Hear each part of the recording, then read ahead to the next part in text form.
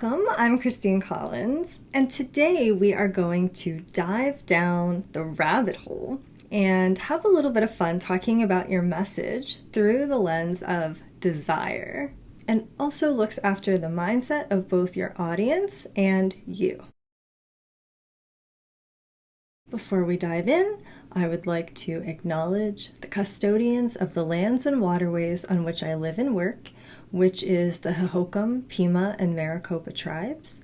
And I would like to pay my respects to the wisdom, creativity, and integrity of elders past, present, and emerging.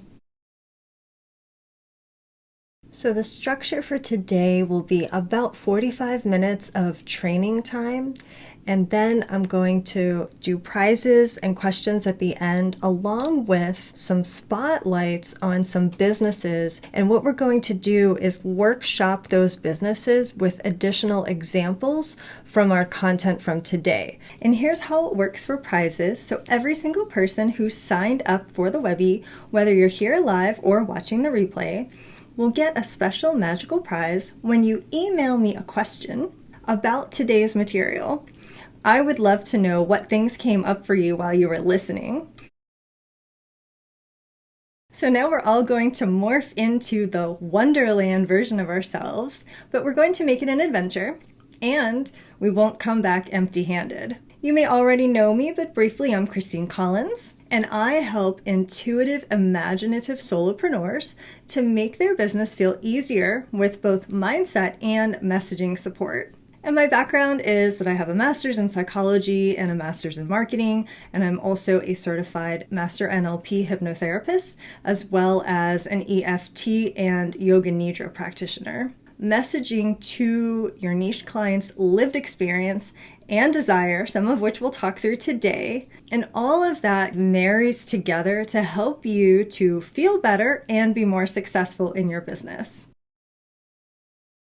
And you are here because you're probably drawn to imaginative things like I am, but you're also interested in up-leveling your messaging because you write your own copy and you create your own content, and you want a message that resonates and connects.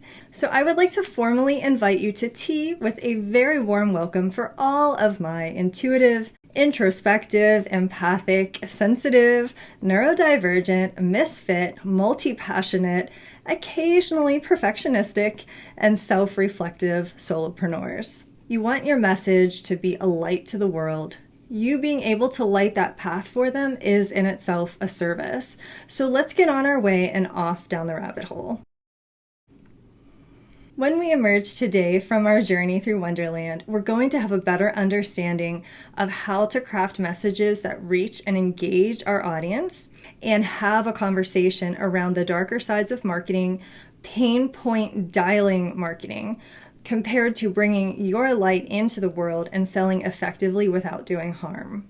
And this is really important because we are often taking care of people who have already been done harm, who have already been traumatized, and that's exactly what we want to avoid doing. So we'll learn how to stay in integrity while singing out our song like a siren to our perfect peeps. Now, just after Alice falls down the rabbit hole, much like us on our journey, she finds herself standing in this mystical hall of doors. And these doors represent all of the different possibilities. Through one door, there's a beautiful garden, and this could represent desire.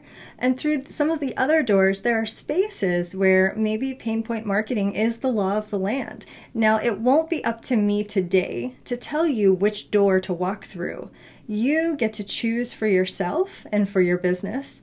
I am merely here to help you to unlock each one with a little bit of insight so that you can choose more wisely. So Alice opens a very tiny little door and discovers with delight that it leads into a beautiful rose garden.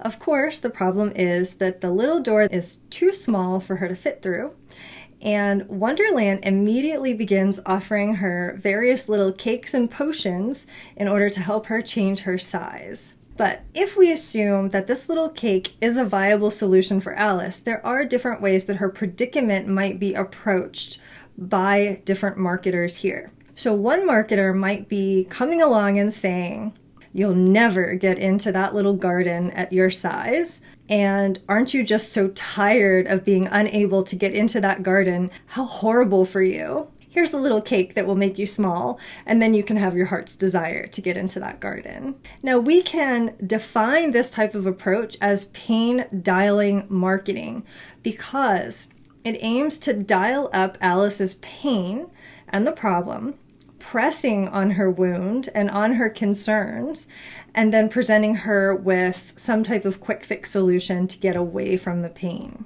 In neurolinguistics, we call this away-motivated messaging. It places the focus on the pain that the person wants to get away from. Now, there are alternative approaches.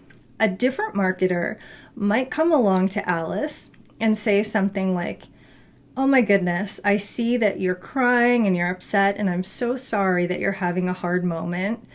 Don't give up, because this hallway is filled with doors and the right one will open to you.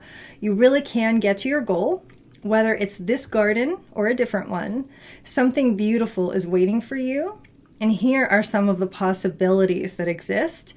And if you'd like some help with navigating these different doors, I'm here to help." Now, this is a more desire-focused approach. It's more hopeful. It's more compassionate. It's more expansive, opening up the window into possibilities. And it seeks to reveal to Alice an important truth that is unique to her. And that truth is her own personal realm of possibilities. What is possible for her?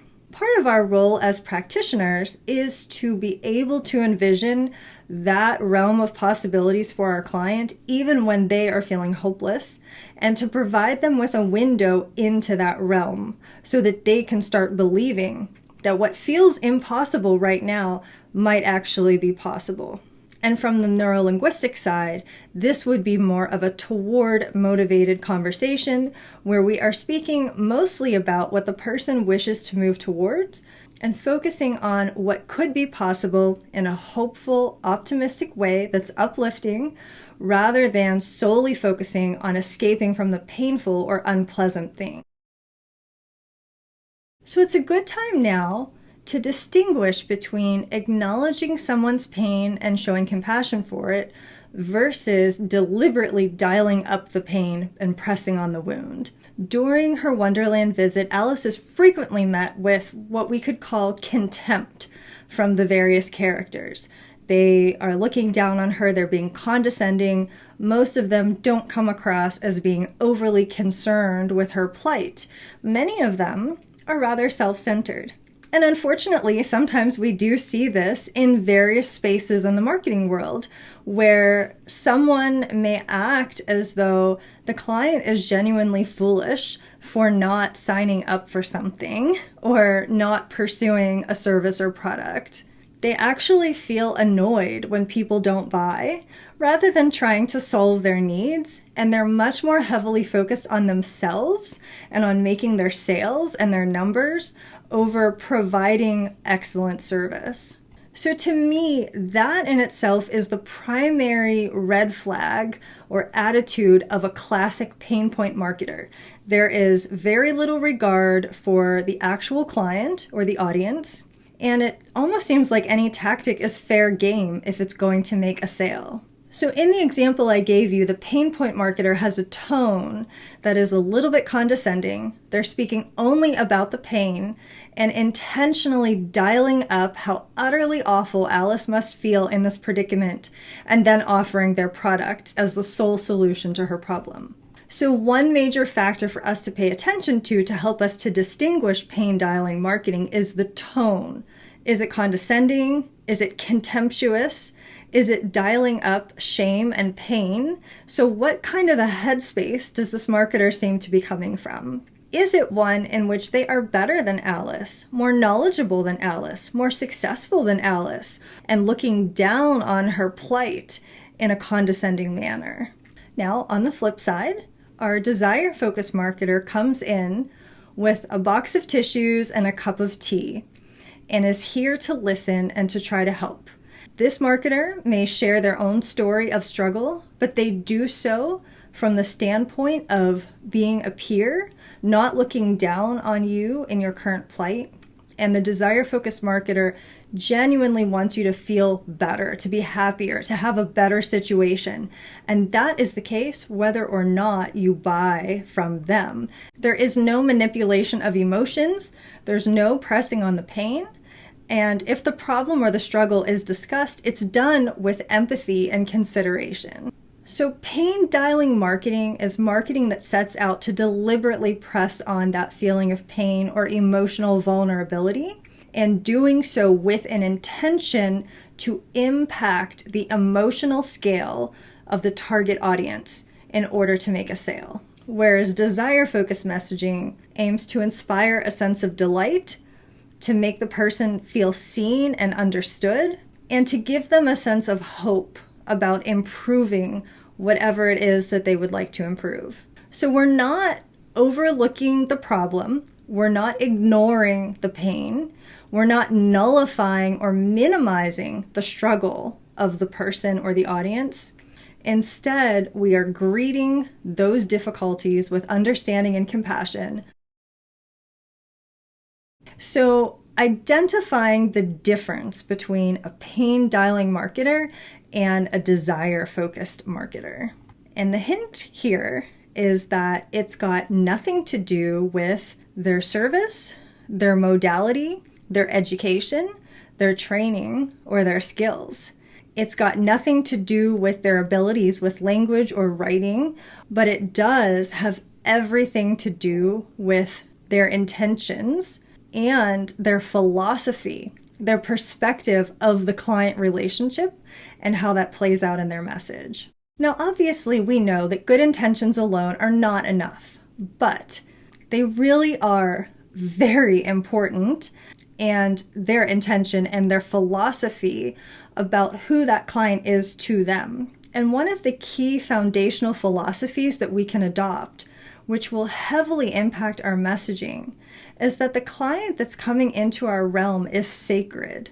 The relationship with them is sacred. Whether they are paying us money or giving up an email address or merely following us on socials, that is an honor. It's an honor. And when we understand that, we will craft our messaging in ways that honor the intrinsic and unshakable value of that relationship. So when someone becomes what I call one of my peeps, that's what I call my clients, it's kind of like they're coming under the wing of the giant raven in my logo and resting there for however long until they go back off to where they want to go next. The time that we spend together as practitioner and client is sacred. And even after they leave, the respect that I hold for them is forever because they have once been a peep. Now, as Alice traverses through Wonderland, she eventually encounters the Queen of Hearts, who is representative of that more pain-dialing, emotionally manipulative personality, running around saying off with their heads and motivating people through fear and pain. So what's on the flip side of this philosophy that the client is sacred? That would be that the client is inferior, and a pain point dialer can be identified with certain characteristics and traits. So sometimes I'll see references to certain types of modalities as being connected to sleazy marketing or manipulative marketing. And I think that that's problematic because the actual piece that matters is whether or not they have a problematic philosophy, that they will do harm with whatever tool they have at their disposal. The element that makes someone choose emotionally manipulative marketing is far more connected to how they feel about the clients that they're trying to sell to. If that relationship is sacred to them, that will come through in the messaging. And in contrast, if they have what we term dark triad traits, they are more likely to feel comfortable with a little stretching of the truth or a little manipulation. So the dark triad traits are known in the psych world to be, number 1, manipulativeness, which is also called Machiavellianism. Number 2 is narcissism. And number 3 is psychopathy, which is essentially a lack of empathy for other humans. Now, of course, all traits are across a spectrum. Sometimes we end up blaming a tool or a skill set, but it is getting misused by the wrong person, and it's not getting separated out from these dark triad traits and the personality characteristics of someone who has a tendency to misuse these things in their marketing practice. Now, during most of her visit to Wonderland, the characters that Alice encounters are trying to convince her that there's something wrong with her. And unfortunately, this is not an uncommon experience for women navigating the world of marketing and being advertised to. As we start to take apart and dissect these things, it all falls to pieces. Not unlike what occurs as she's leaving Wonderland and all of the strange characters that she met suddenly begin to resemble nothing but a pack of cards, just crumbling down all around her. Because historically, marketing has very often tried to convince women that the only way to achieve acceptance and love and well-being is to eat something, drink something, do something, put something on their face or their body, or to buy something. It only takes a 2-minute online search to uncover that, quote, cellulite doesn't really exist. And in the end, it turns out to be nothing more than a slight difference between men and women in the way that fat gets deposited beneath the dermal layers of the skin. And all of this was partially accomplished through dialing up pain and shame, implanting a sense of insecurity and inadequacy. And also, there's a component of language in many, many pain-dialing marketing schemes. And in this case, they would describe the alleged made-up condition of cellulite as, quote, unsightly. Women were actually led to believe that the appearance of cellulite was a sign of poor health rather than a completely ordinary deposit of fat. It was painted as a disease with the use of words like toxins and degenerated flesh, leaving women desperate for a method to cure it. So we can see here the incredibly powerful impact of language choices, and this just kind of riles up the neurolinguist in me. The emotional impact that these language choices would surely have had. This type of marketing capitalizes on innate fears of not being socially accepted, considered attractive, and it plays upon the neuroscience that's innate in women's survival instincts to not be rejected by social groups and by potential mating partners. Now we're beginning to become savvy enough to understand that these tactics are deliberate. There is a dark side to this type of marketing. And this, unfortunately, is what has been handed down and taught in terms of how to do sales. That's kind of been the legacy. So it's no wonder that it feels icky to us, and it's the polar opposite of what we want to do for our audience. So let's shift into looking closer at the psychological and physiological impact this type of marketing has on a target audience. Now, our archetype here is the Mad Hatter because the damage inflicted by this type of psychological harm is not completely different from the mercury poisoning that most likely claimed his sanity. So when anxiety, pain, and shame are dialed up intentionally in someone, the brain's limbic system becomes heightened and epinephrine is released, and at the same time, those good-feeling neurotransmitters of dopamine and serotonin are disrupted. Now, dopamine and serotonin we need for activities like creativity, problem solving, generating new innovative ideas. And when we slip into states of panic, shame, anxiety, and unease, it actually robs us of the ability to create new things, to think logically, to make good decisions. So this pain-dialing approach, which freezes up the nervous system, in many ways also seeks to incapacitate a target from making good, measured choices. And in addition to the fact of it not being necessary or even ethical to do this to dial up pain and shame and insecurity and inadequacy, it's actually less effective from a neuroscientific standpoint. So we've talked at length about the harm in pain-dialing marketing, but let's take a peek at the efficacy, because the supposed effectiveness of this style of marketing is the entire reason for its continued use, that people believe that it works. But there are giant holes in that logic. When we actually dissect the neuroscience, the efficacy argument really kind of falls down. Our magical brains are very attentive to whatever we tell them to be attentive to, and that comes from our reticular activating system, which is the part of the brain that will continuously look for more evidence of something that we've trained it to pay attention to. And so that's the reason why if we decide, for example, that we like a certain brand of car, we suddenly start seeing it everywhere on the road. It is, however, very difficult for that mechanism to work around the absence of something. So if we decide that there's something that we don't want to think about, don't want to do, or want to get away from, it's actually kind of challenging for our brain to process that, because that reticular activating system is designed through thousands of years of evolution to find the thing that we have placed such an emphasis on. But where it really doesn't work very well is if we decide to try and do something like avoid cake. If we set a goal to not eat cake, our brain is still nonetheless focused on cake, and it will seek out and find every darn cake within a radius of us. And this is actually the same mechanism that makes it difficult sometimes for people to get away from toxic or unhealthy relationships or situations. It's difficult to try to avoid thinking about something without thinking about it constantly. So using the cake scenario, it would be much better instead to choose to focus on something else, like a replacement such as strawberries.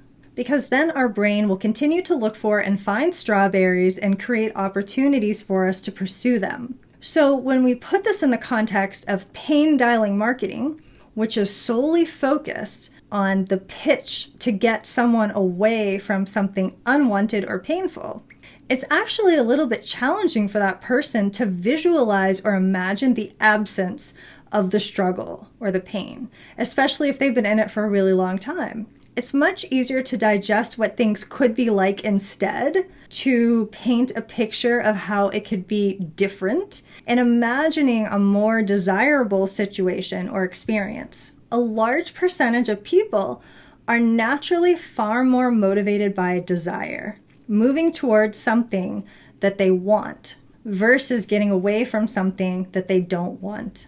And when you are only ever using pain dialing, at least half or more of the audience won't even hear your message. They're in a totally different vibrational state. They're going to tune you out because it does not speak to them in any way that makes sense. And so these are just really basic neuroscientific and neurolinguistic principles that just happen to also support the problems that we have with this process ethically. And one of the most important things in marketing and in messaging is the relationship. That trust is vital, especially if you want to have a long-term repeat client who will either continue to come back to you or maybe refer their friends to you or talk about your work in a really positive way. The last thing that we want is somebody who's been so violated by the marketing tactics, but it's not going to be a sustainable long-term business relationship. So in Wonderland, there's this mysterious looking glass where Alice discovers that she can actually step through it and enter into the looking glass world and interact with the creatures there. And similarly, we are kind of stepping into this magical mirror, into the audience's world, and into their lived experience so that we can extract some elements that are very relevant to them. Let's just break down some clear and tangible examples for you, and let's talk about how you can create some offers with content and language that meet the needs of that audience. That is the most tangible way to write really captivating copy. You are encapsulating their experience, taking their everyday life, painting it for them as a reflection back to them that really resonates.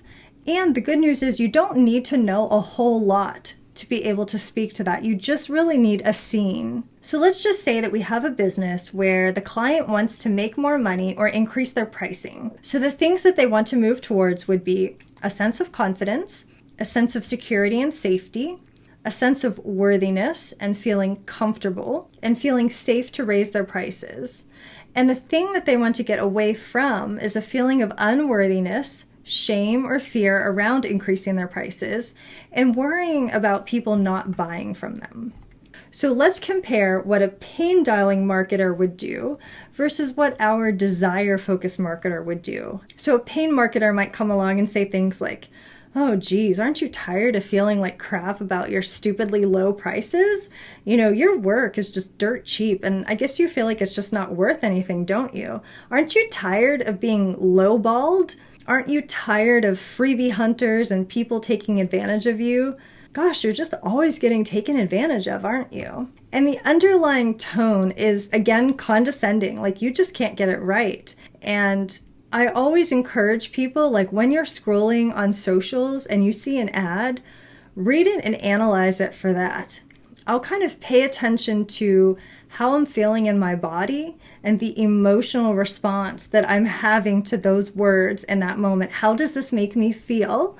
And that will help to give you a good indication of how those words are landing and how they might land for your audience. So they're actively dialing up the pain, actively pressing on the wound and the negative emotion. Now, the alternative approach from the desire-focused marketer is not to gloss over the struggle or pretend that the pain isn't there, but instead they might start out by saying something like, "I see you, hesitating again to raise your pricing. I see your finger hovering over that mouse, wanting to click update to change the price, and you're feeling stuck.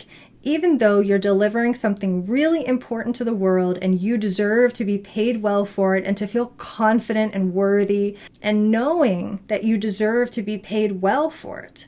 So you're talking to them very differently. Even though you're talking to the same person and the same problem, you're not speaking down to them, you're uplifting them, you're encouraging them, you're complimenting them, you're painting a picture of something that's more hopeful that they could potentially move towards, and you're opening that window into hope and possibility for them. There's a compassionate response to their lived experience that's very tangible. And it may not be their exact scenario, but they'll get it. They've been in a similar space. And the more specific and tangible you can be, the more it's going to resonate. You are there identifying their lived experience. They're sitting down at that computer. Their finger is hovering over the mouse. It's a live action moment capturing something very specific and powerful. But in order for us to do that, to know them really well, we have to understand their lived experience and their desire. So those are the two pieces that I focus on with regards to niching. Rather than using like surface level characteristics, we talk about niching to that desire and that lived experience. So what is this concept of a lived experience? It was used by various philosophers and thinkers, including the phenomenologists such as Edmund Husserl and Maurice Merleau-Ponty, and feminist philosophers like Simone de Beauvoir. And it's a concept that is very central to phenomenological psychology, which happens to be part of my background. But essentially, it's just capturing the phenomena of an experience. So rather than talking about things in big, grandiose lingo and terminology and diagnoses, it's boiling it down to the experience, the sights, the sounds, the taste, the touch, and the emotion. What is actually seen and felt and heard by the person, whatever it is that they have lived through and are living through, and what's happening for them in their daily life. So they wake up in the morning and blank, what happens? They have conflict with their family, or they sit down to work and they don't know what to write. So as you are going along and perhaps doing this practice for yourself, the two key pieces that are worth making a note of for your audience is, what does your client want to move toward? And what is it that they want to move away from? So let's talk about their desire, what they want, and their lived experience, the thing that's maybe a struggle for them right now, and putting those things into their words and their language. So we have here Alice meeting the caterpillar, who was really a bit contentious, and he's very condescending. And that's not very different from some of the subtleties in the messages of these pain dialing marketers. So here is a sample that I did for this exercise for pain marketing versus desire focus. Now, I have dramatized it a little bit just so that I can make the demo really clear for you. But if you look at the subtle language structures inside the copy, you're going to notice many of the same underlying patterns. So I did this one for my own business with a focus around messaging, since that's what we're here talking about today. So my client would want to move towards things like confident, effective messaging. They want to come across as confident in their writing and their content, maybe even a little bit ballsy sometimes or experimental. They would like to have effective engagement on their post. They want to have connection and alignment to their ideal clients. They want to make sales that feel in integrity to them.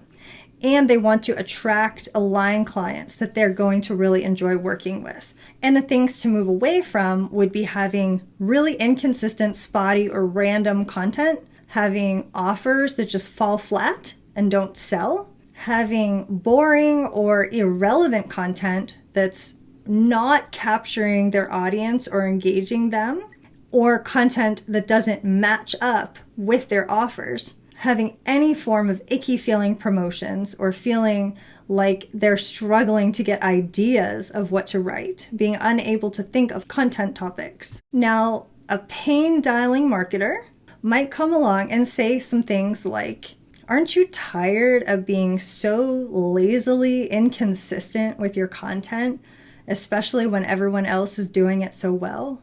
Or, let's face it, your marketing sucks. I've actually seen this one in ads before. If it didn't suck, you'd be making sales, right?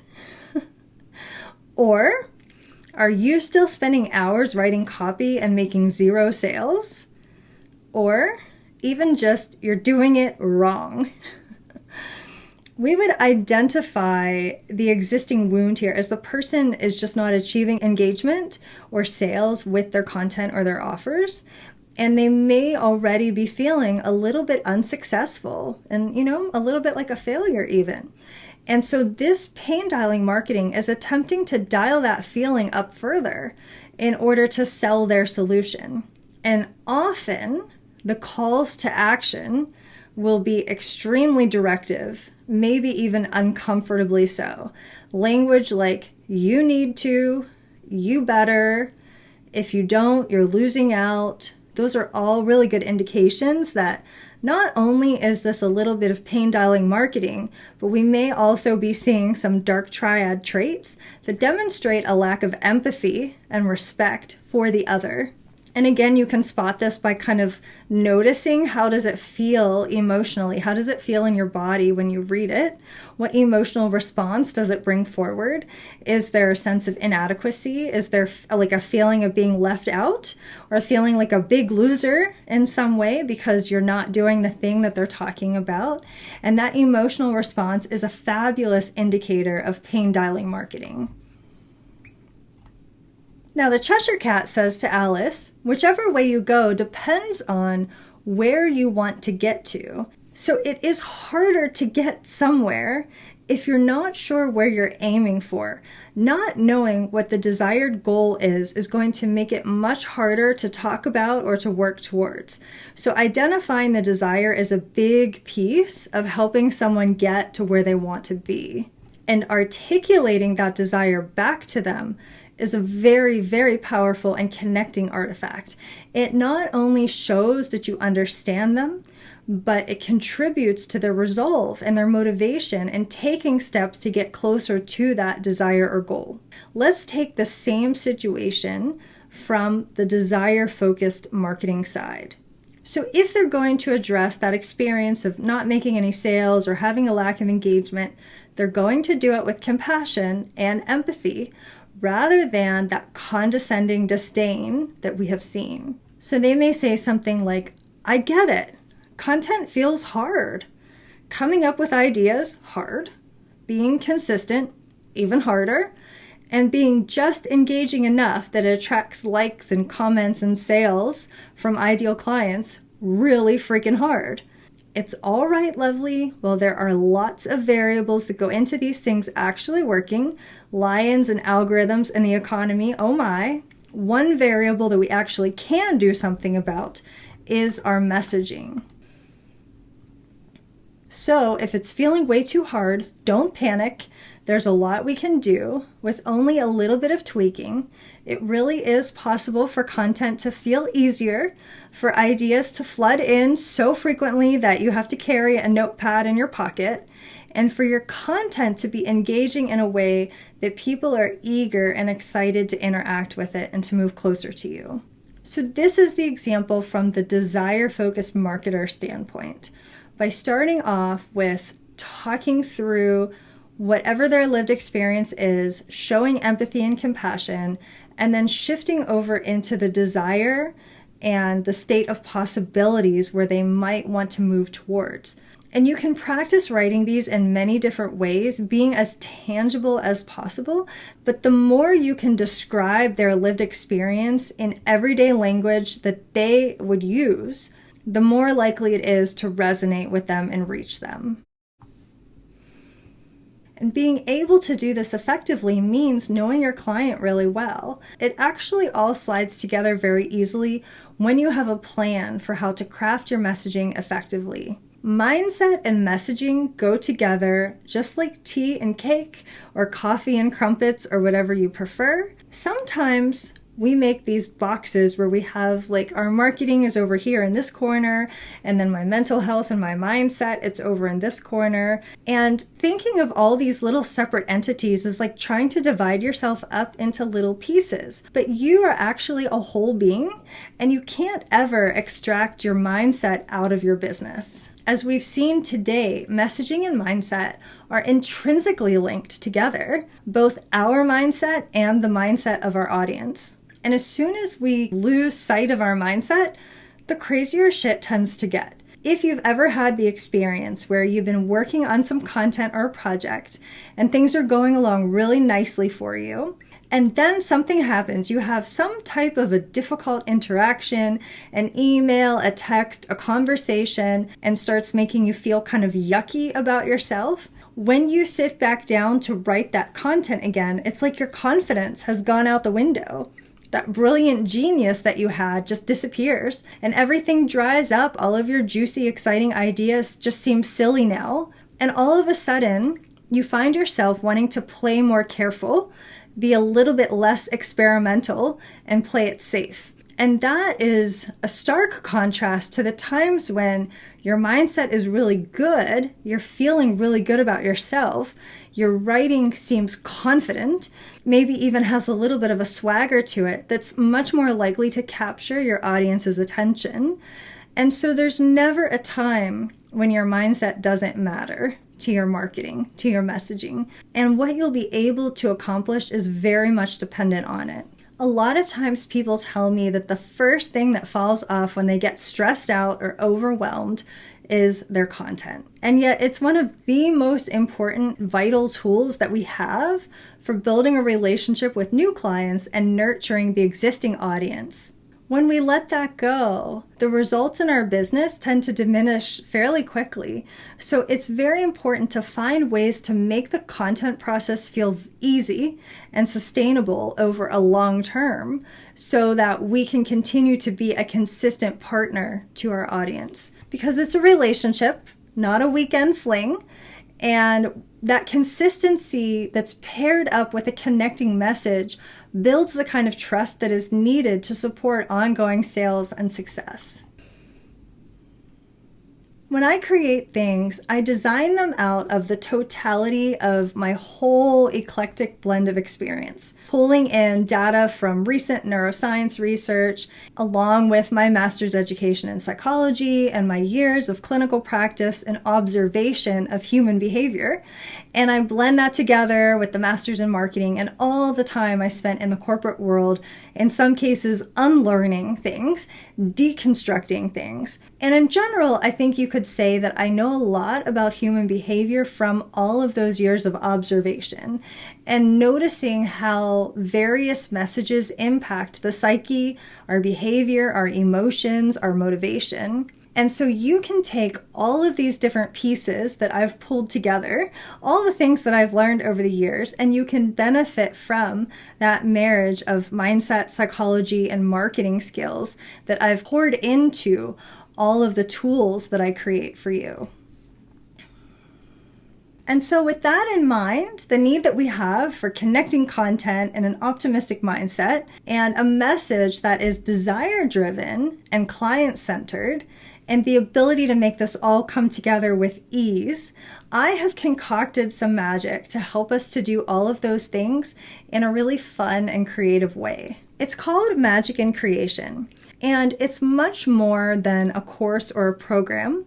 It is a journey through understanding your ideal client deeply, being able to speak to their desires effectively, being able to build a long-lasting relationship with them, and also to articulate yourself in a way that really resonates. And it's also about taking care of your mindset, your audience's mindset. So mindset tools, desire-focused ethical approaches that account for various different things like neurolinguistics across different people, differing buyer personas, and pulling together elements like language and neuroplasticity and that impact that that has on our experience. I also added very practical tools like SEO, which is search engine optimization, and tools for repurposing your content, keeping a handy library of content to make that whole procedure feel much easier, and pulling all of that together into something that is very different from anything else, because this eclectic blend, incorporating all of these harmonizing elements, really marry together to create the most perfect magic for your messaging and for your mindset. So you don't have to go out and get 2 master's degrees and 4 certifications and SEO training and all of these different things that I've done, because I've gone and extracted the juiciest parts and turned it into a beautiful elixir for you. When I think about Magic in Creation, we could call it a messaging and mindset program, but it's a really very tangible, practical journey that will up-level and refine your content process and all of the power behind your messaging. It aims to help you to better understand your client's desire and lived experience, all of those things we've been talking about here today, so that you can speak to it in your content and in your marketing in a way that's very captivating, and learning how to craft content that's specific to their stage in the client journey. So you may sometimes hear about it termed as like hot, warm, and cold audiences.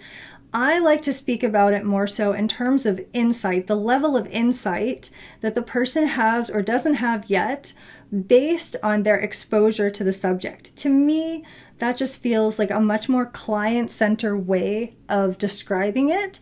And someone who's very new to it is going to have a low level of insight. They're not going to understand very much about it. And so they need to be spoken to in a way that makes sense to them. And at the same time, you're going to have potentially other people in your audience who have been following you for a long time, perhaps.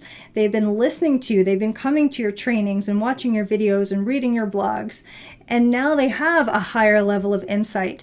And you can give them something a little bit different, a little bit more, because they're a little bit more advanced in their understanding of things. Being able to craft content that's specific to those different audiences can be very helpful in meeting them where they are. And then we embed practical strategies around your reach, like using SEO and keywords in your content or your website, and giving you some plans, some templates for your social media marketing, and ways that you can make your content feel very sustainable and very easy to maintain. A lot of people complain about getting exhausted with their content creation process. So I offer you some ways to make that feel simpler for you. And then of course, there's the mindset pieces. So I provide mindset support for you in the form of EFT tapping videos, and there's also a hypnosis audio that's included in the course. And the hypnosis that is included in Magic and Creation is not available anywhere else. It's not for sale. It's not part of my 𝐼𝒑-𝒍𝒆𝒗𝒆𝒍, which is my hypnosis membership. It doesn't exist anywhere but for Magic and Creation students. Now, I do have an early birdie special for this Webby, and as a very special and unprecedented package, I have decided to offer Magic and Creation bundled together with 90 days inside of my 𝐼𝒑-𝒍𝒆𝒗𝒆𝒍. And in case you're not familiar with the 𝐼𝒑-𝒍𝒆𝒗𝒆𝒍, sometimes it's shortened to the PAWF. It is a membership that I offer that's on demand, and it contains hypnosis, yoga nidra and EFT, as well as meditations and visualizations, and some that are very short and some that are longer. So there's a very wide variety of topics that are covered by the hypnosis audios, everything from boosting your creativity, increasing your confidence in your success mindset, getting better results or outcomes, self-love, health and well-being. It's very broad, and that's intentional because, again, you are a complete person, and just because you're an entrepreneur and you're focusing on business things, that doesn't mean that the other things don't need to be taken care of and supported along the way as you go. With the 90 days inside the PAWF, there's nothing to cancel at the end. So this bundle includes the PAWF for your mindset support and then Magic and Creation for your messaging, and helping to provide you with the opportunity to really zoom in on your ideal client, to really understand them deeply in a way that allows you to create your content easily. It is a self-paced course with 7 lessons. They're all bite-sized and they're all designed to be very easy to get through. Everything is under 20 minutes. So that combination of Magic and Creation with the 3 months in the 𝐼𝒑-𝒍𝒆𝒗𝒆𝒍 would normally be $133 US, but for this special through the end of April, it will be just $99 US. Also, I've had a deal running for the first 3 people that price would be $77 US. Currently, there is still 1 spot open at that $77 price point before it goes to the $99. And at the end of April, it will go to the $133. If you're just interested in the PAWF on its own, I am offering a special for that as well. So normally that is $7 US every month. And for this month going into the end of April, I'm offering it to you for a $5 a month USD price. So that means that if you decide to buy a membership with the PAWF at $5 US monthly, you will lock in that $5 price even after the special ends and the pricing goes back up to $7 or potentially higher in the future. And that option is also good through the end of April. And with any of these things, please feel free to ask me any questions that you have. And if you would like to claim your magical prize, all you have to do is email me a question about anything that we talked through today that you're curious about, want clarity on, would like to know more, and you can send that to Christine@transformcreate.com, and then I will tell you how to claim your magical prize. And now we'll get into our spotlight businesses. These are people who agreed to have their business spotlighted by me. And what I'm going to do is try to workshop some ideas for examples of pain dialing marketing versus desire focused messaging to highlight some of the things that we talked through here today. And I definitely encourage you to consider how you could apply this to your own business as you're creating your content and your copy. And the things that we're paying attention to here with each example is noticing, how does that make you feel? So as you're reading it or hearing it, what emotions come up for you? How does it feel in your body as you're hearing those words or reading those words? And also noticing the language. So what is it that's being said, and what word choices and language, and how does that tie together with the emotion? All right, so let's go ahead and take a look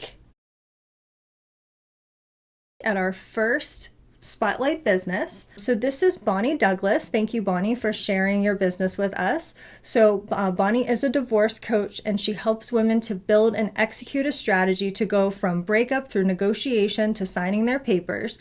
And her clients want to move away from fear, stress, anxiety, overwhelm, confusion, shame, or grief towards calm, confidence, and clarity. So let's take a look at some possible ways that a pain dialing marketer might approach this business. Okay, so we have away from fear, stress, anxiety, overwhelm, confusion, shame, grief. So there's a lot to play with here in terms of language.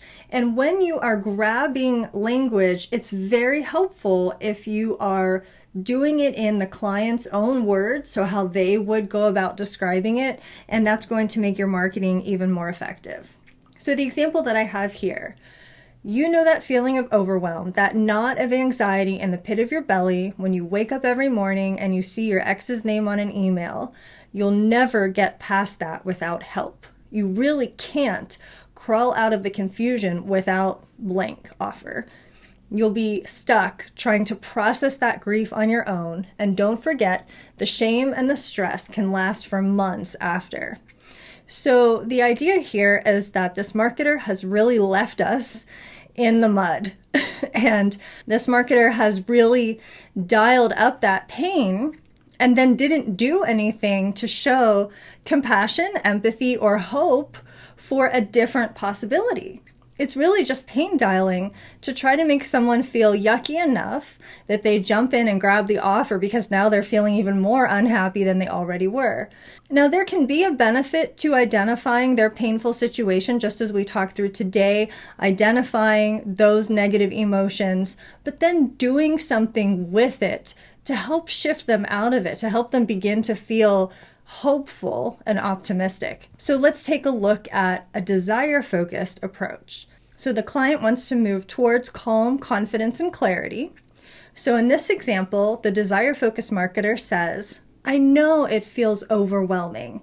And if it's relevant here and you have a personal story that's relevant to the offer or the service, that could be shared, but you're kind of connecting with and relating to their struggle. I still remember those moments of waking up in a cold sweat from a nightmare about being in court, but you don't have to do this alone. Together, we can alleviate that stress, protect your peace, and create a bubble of calm all around you. So if you just think about the emotion, what is the difference in how it feels in your body as you're reading these two different messages, and the language and the word choices? Again, I didn't put hours into making those word choices. I just wanted to give you some quick examples. But when you are writing yours, you could sit down and make a list of all of the words that are relevant to your client, that will resonate with your client, and you can kind of separate them into, this list of words is uplifting and hopeful, and this list of words is pain dialing and kind of keeps them down in the mud. So that's just another way that you could practice as you are trying to expand your language, your resonance, your vocabulary around describing these situations. So we have another business here. The lovely Sita has shared with us that she helps women entrepreneurs to be kinder to themselves as they work on their business so that they feel good while running it. And her clients want to move away from being so mean to themselves and move towards being kinder to themselves. So the away from is being so mean to themselves. So in this example, the pain dialing marketer is coming in to speak to that, saying, are you the meanest person in the room? Are you sick to death of your own thoughts? How's that pit of despair feeling while all your best friends are out to lunch and enjoying their best life? You're never going to crawl out of this pattern without help.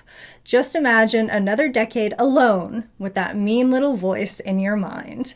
Now, I actually don't hate the opening line here. I think that could still be useful from a desire-focused standpoint if we then take it and do something more positive and connecting with it.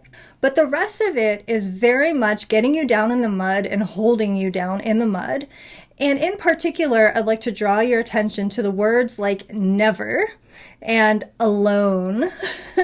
When you hear someone saying things like never or always, these types of words and this type of language often comes up in very toxic communications that really aim to keep a person feeling stuck. It gives the impression that it's impossible to change, or in this case, it's impossible to change it without my help. That's kind of the implied message, even though it's not being explicitly stated, it's there. So think again through, how does this feel in your body? What emotion does it evoke? And how would you feel if you were on the receiving end of a message like this? So now we have the desire focus with the toward message being kind to themselves. So that's what they would like to achieve. So have you ever noticed how wonderful it feels when someone gives you a heartfelt, genuine compliment or kind words?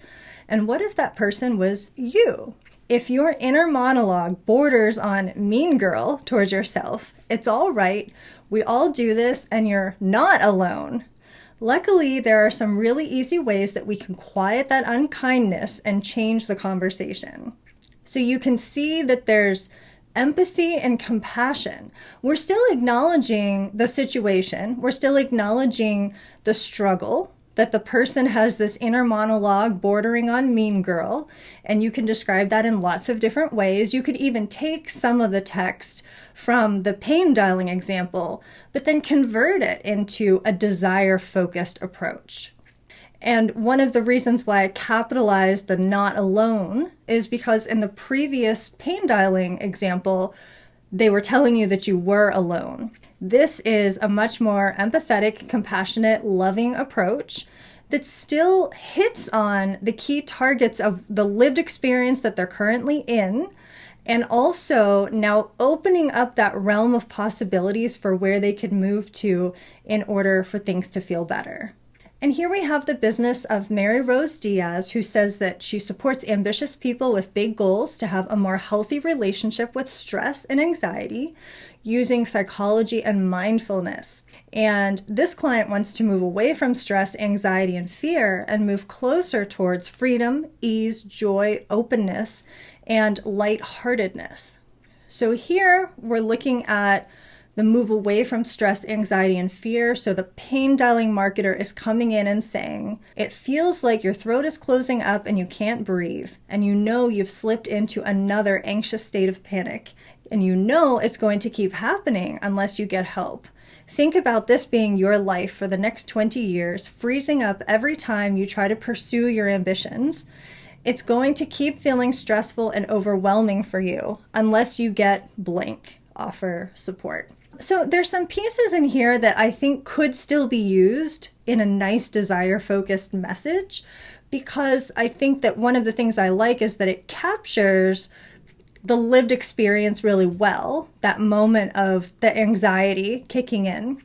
However, what it doesn't do is show any kind of compassion. It doesn't show any kind of empathy. It doesn't give you any kind of hope. It's not optimistic that things could get better unless you pay this marketer. And so it leaves the reader with only that one option. And obviously the intention here is to try to get them to take an action to buy something. But in the meantime, we've left them down in the mud, again, without very much hope or care. So here we have the desire focus. The client wants to move towards freedom, ease, joy, openness, and lightheartedness. And so this desire focus marketer comes in and says, you know you could access that gorgeous, uplifting feeling of openness and freedom if only you knew how. Moving through your day with ease and lightheartedness and feeling that delicious, expansive sense of joy as you pursue your ambitious goals. It really is possible to feel that way more of the time, and it's easier than you may think. Now, we could certainly get even more specific and get into describing how this would show up in their life. Would it show up in their relationships? Would it show up in the work that they do? Where would it appear for them in that lived experience. And so I think the more tangible and clear you can be with describing that potential possibility, I think the more it will resonate. But this is just to distinguish between the two approaches. In this approach, we're looking at helping the client to believe that it's possible and opening up that realm of possibility, and also showing a sense of care and compassion for the client's state. And here we have the business of Namisha, who shares with us about teaching practical mindfulness that you can integrate into your daily life for time-strapped parents who also work outside the home, who can't or don't want to meditate. Now, these are clients who want to move away from the pain of the emotional overwhelm, their multiple responsibilities, and the constant irritability that leads to emotional outbursts, especially with family, and results in them feeling guilty and disconnected. And they want to move towards ease in their daily life and interactions. So this client moving away from that emotional overwhelm, irritability, the outburst, the guilt, and the pain dialing marketer comes in and just capitalizes on all of those things, saying, it's happened again and you feel like crap. You went and blew up at the very people that you love, and now there are sniffles and cold shoulders. Aren't you tired of yourself? Don't you wish you could stop hurting everyone around you with your explosive outbursts? If this doesn't stop, everyone will leave you and you'll die alone. I might have over-dramatized this one just a little bit, but I really felt like this client, when I envisioned this scenario, I really feel like there is so much pain, and that came through in the way Namisha has described this client for us. And I really feel like a pain dialing marketer would just come in and really dial that up. They probably wouldn't use this exact language, but I do think that they would press on that wound, and I do think that they would articulate the scenario in a way that really brings it forward and really highlights the misery, the cycles, the constant moving through, the outburst and then the guilt. I really think that they would do that. And so I tried to highlight that here. Again, these are just examples. That's not to say that this is exactly how it would look with a pain dialing marketer, but I do definitely think that they would capitalize on the emotion here. So the desire focused approach, we are looking at this client ultimately wanting more ease in their daily life and their interactions. And so the desire focused person comes in and says, there can be so much pain and confusion after an outburst. Everybody saw your anger, but rarely do they see your pain, your guilt, and your overwhelm. But I see you, and I know that you are so much more than your overwhelm. You're more than your anger. You're more than those moments when you've lost it. And it really is possible for you to experience more ease, more calm, more control in those interactions and overall. So what we see here is the desire-focused approach demonstrating that they understand. So they're not glossing over the pain or the struggle in the experience. By no means are they minimizing it, but they are coming in and showing empathy and compassion for that experience, and then offering that little crystal of hope that this could be better, that there are other ways, and that it doesn't have to stay like this if you're unhappy, if you don't like it. There are options for you. So I hope you've enjoyed these little examples and taken a nugget away for yourself that you can practice with for your own business and apply as you're writing your own messaging and your own copy. Keeping in mind the emotion, how do you want your client or your audience to feel? Because that really is something that they will remember. And the language choices that you're making. And ultimately your philosophy and intention behind your message is also going to come through when you make it a point to do that. And I just want to say again how much I appreciate you coming along today. This has been really fun for me. I hope that you have gained something really useful and really valuable in terms of your messaging that you can put into good use. And whether or not our adventure will continue beyond today, I have really enjoyed spending this time with you. And I wish you a totally magical and creative rest of your day.